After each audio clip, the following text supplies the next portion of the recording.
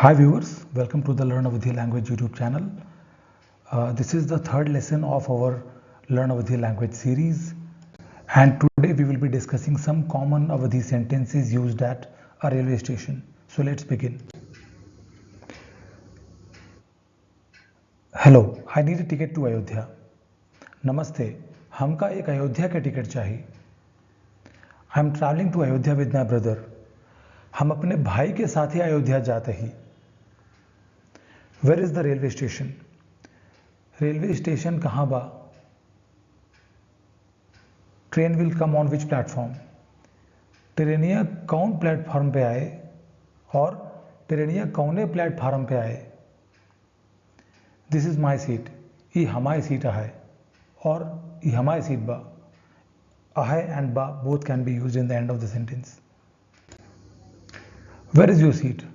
आपके सीटिया कहाँ बा? द ट्रेन हैज़ ऑलरेडी कम.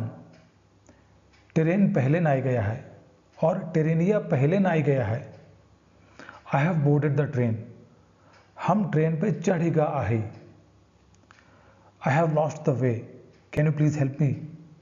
हम रस्तवा भूल गा आहे. तनी आप हमारी मदद कर सकत ही? हम रास्ता भूल गा आहे. तनी आप हमारी मदद कर सकत ही?